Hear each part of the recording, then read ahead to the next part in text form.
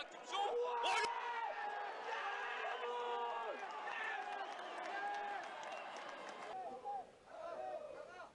allez, restez vigilants derrière. Les Havrais. Le coup franc. Oh, l'égalisation des Havrais. Sur ce coup de pied arrêté, on le pressentait que ça allait être dangereux. Et le pied gauche s'est parfaitement tiré. Regardez, il est venu jaillir au premier poteau. Il a été un petit peu oublié. Et ça fait un partout, évidemment. Devant, en plus, les supporters lyonnais. Bien joué, la bonne détente derrière. Attention, le ballon qui traîne dans la surface. En retrait. Oh, et le but!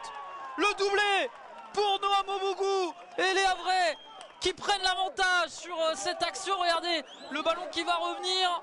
On croit d'abord que un défenseur va la contrer, mais Noah Mobougou, le ballon qui passe entre les jambes de tout le monde. Ah, c'est les deux entraîneurs qui font partie un petit peu de la nouvelle génération. Hein. Oh, attention, parce qu'il a été trouvé, c'est son premier ballon. Oh, est-ce que le pénalty va être sifflé? Oui.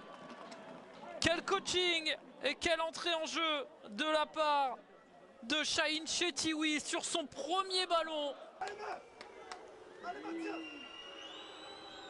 Ah oui, on a entendu aller Noam, allez Mathias et Noah Mobougou contre Mathias Da Silva. Ah, celui-là, à 20 minutes de la fin, il serait très cruel pour les Lyonnais. Ça serait compliqué de revenir. Noah Mobougou et l'arrêt. Et en deux temps, Noah Mobougou qui est à la retombée, un petit peu de réussite. Et ça fait 3-1 pour les Havrais qui sont en train de s'offrir sans doute une place vers les demi-finales. L'arrêt était très bon de Mathias Da Silva, mais Noah Mobougou avait bien suivi. Et ça fait donc 3-1 pour les Ciel et Marines. Le Havre est donc qualifié pour les demi-finales de ce championnat national U17. Un triplé d'Obougou.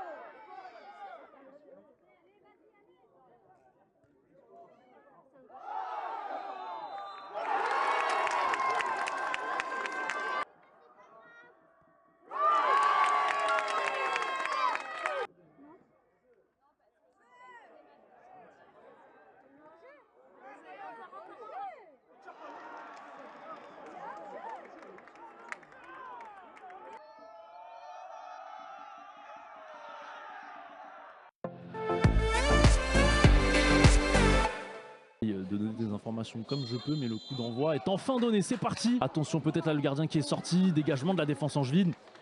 Et ballon désormais dans les pieds de Jean-Matteo Baoya qui pousse.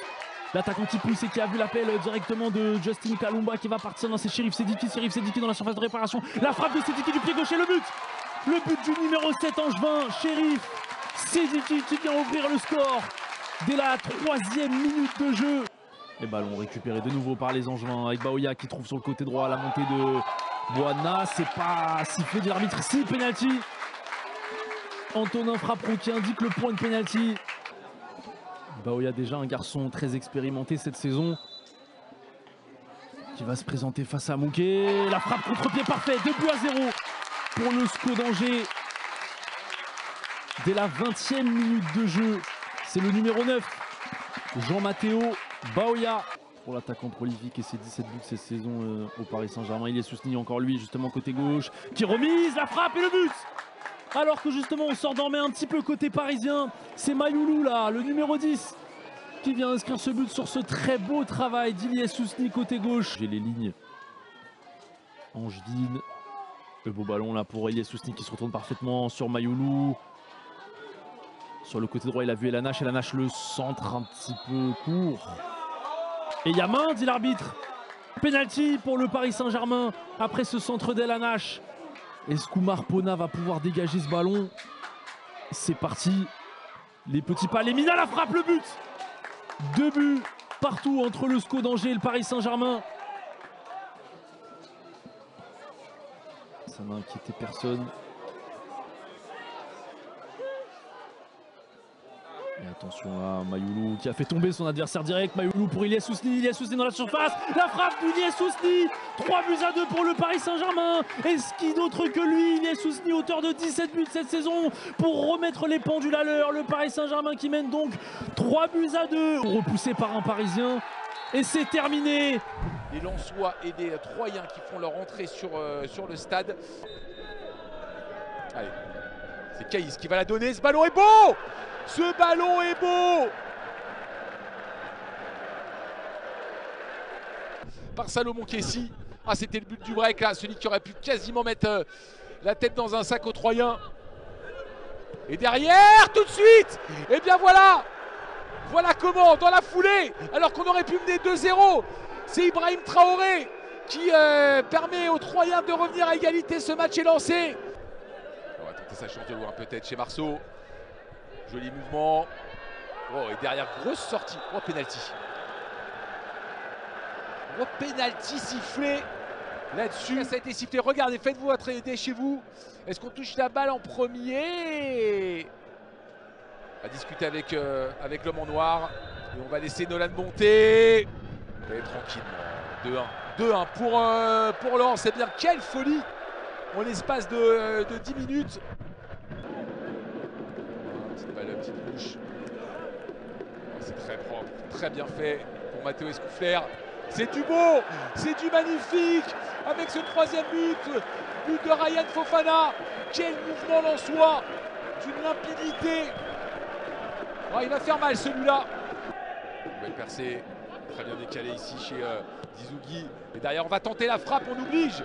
La parade, attention. Oh, on s'est troué. On s'est troué chez Roman Karolevich. Alors il n'y a pas que lui. Hein. En tout cas, ça permet à Wilson Nzenapou de recoller légèrement au score.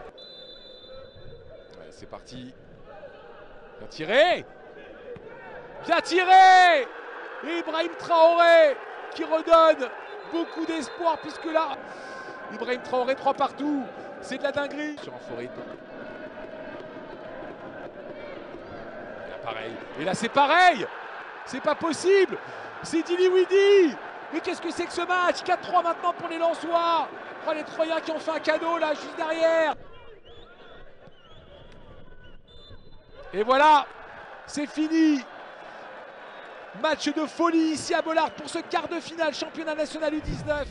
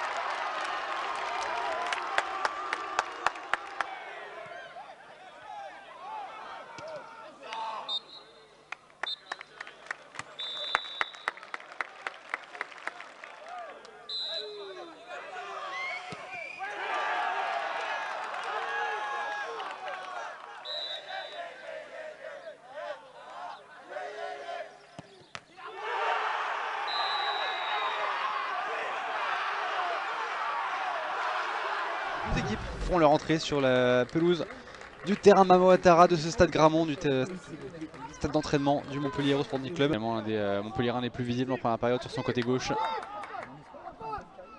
Zagadi, bien joué Guéguin dans la surface de réparation, il a réussi à passer, il a été accroché.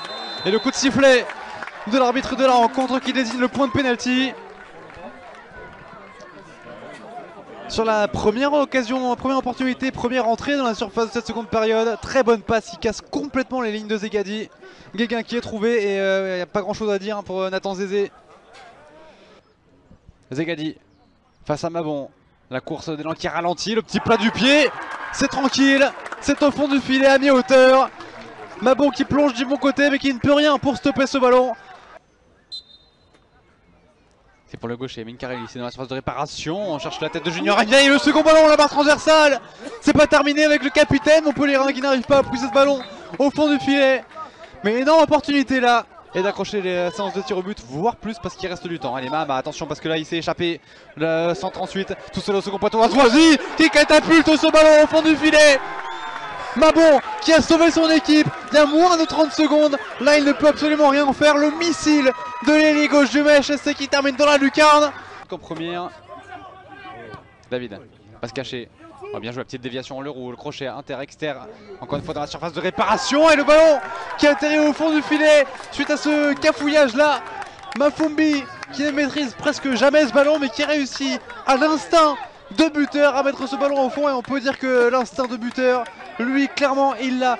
18e but en 17 matchs cette saison pour Mafumbi. Allonge. Tête d'Akapandier, il y a du monde dans la surface de réparation, ça a été repris et quel retour alors qu'on réclame la main. Le duel, le coup de sifflet de Monsieur Laplagne. C'est parti pour Camara et c'est au fond. Incroyable scénario ici à Gramont, le FC Nantes entre Montpellier et Nantes. Et le coup de sifflet final de Monsieur Laplagne. Il y aura bel et bien une séance de tir au but. Lui il a nettoyé la lucarne côté droit. Est-ce qu'il va essayer de viser le même endroit tout à l'heure? Il vise le même endroit, mais c'est à mi-hauteur et c'est sorti par Mabon. C'est parti, où c'est largement au-dessus. Où c'est largement au-dessus. Sankomba Touré qui va essayer de donner la victoire au FC Nantes sous les sifflets de Gramont. C'est parti. Le plat du pied, tranquille, serein pour Sankomba Touré. Et le coup de sifflet final de FC Nantes, mené 2-0, qui avait pris un gros coup sur la tête et qui finalement s'impose et se qualifie pour les demi-finales.